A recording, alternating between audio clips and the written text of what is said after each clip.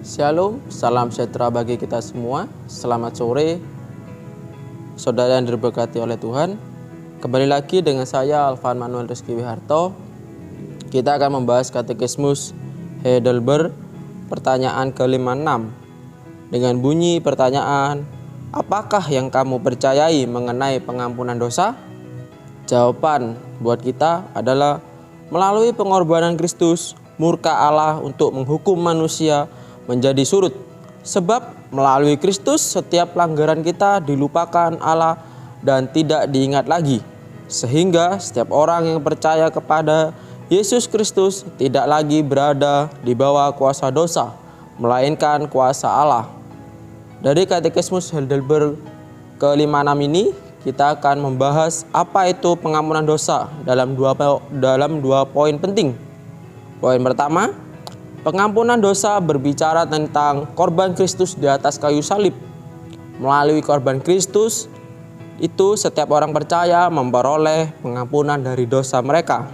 Hal ini terlihat jelas dalam tulisan Paulus dalam Efesus 1 ayat 7 yang berbunyi, sebab di dalam Dia dan oleh darahnya kita beroleh penebusan, yaitu pengampunan dosa menurut kekayaan kasih karunia-Nya. Ayat ini jelas menekankan bahwa pengampunan dosa berbicara tentang korban Kristus yang mati di kayu salib. Korban Kristuslah yang menghidupkan dan memberi harapan dan semangat bagi manusia yang percaya kepadanya. Sebab natur manusia yang berdosa tidak mampu keluar dari ikatan kuasa dosa itu. Karena dosa itu mengikat sehingga manusia tidak punya kemampuan untuk keluar dari cengkraman dosa itu. Itulah sebabnya Yesus mati, supaya yang percaya memperoleh hidup yang kekal. Korban Kristus adalah korban yang sempurna. Berbicara tentang korban Kristus, hal ini berhubungan erat dengan perjanjian lama.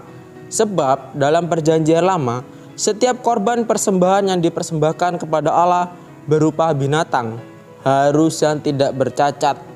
Korban perjanjian lama adalah gambaran atau tipologi tentang perjanjian baru, yaitu korban Kristus yang sempurna dan tidak bercacat.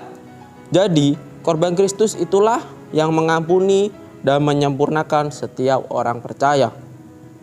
Dan poin yang kedua berbicara tentang pengampunan dosa. Berarti kita berbicara tentang usaha yang dikerjakan Allah untuk menemukan kembali manusia yang tersesat karena dosa. Manusia tersesat karena tidak bisa menemukan Allah dan kebenarannya. Itulah sebabnya Yesus datang dan menemukan manusia yang berdosa. Inilah yang disebut manusia diselamatkan murni usaha Allah dan bukan usaha manusia. Sebab usaha manusia adalah sia-sia.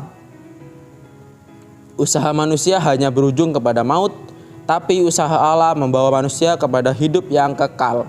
Itulah sebabnya pengampunan dosa adalah murni usaha Allah. Bahkan Paulus menjelaskan dengan gamblang dalam Efesus 2 ayat 8 yang berbunyi, sebab karena kasih karunia kamu diselamatkan oleh iman. Itu bukan hasil usahamu, tetapi pemberian Allah. Jadi saudaraku yang diberkati oleh Tuhan, jika demikian kita telah diselamatkan oleh Allah, maka marilah kita mengucap syukur atas anugerah yang tiada duanya itu. Kita diampuni Allah tanpa syarat. Marilah sebagai manusia kita pun mengampuni orang yang bersalah kepada kita tanpa syarat. Baik itu suami, istri, anak, orang tua, menantu, kerabat dekat, saudara. Marilah kita saling mengampuni sebagai Kristus telah mengampuni kita. Terima kasih. Sekian katekismus pada sore hari ini. Tuhan Yesus memberkati.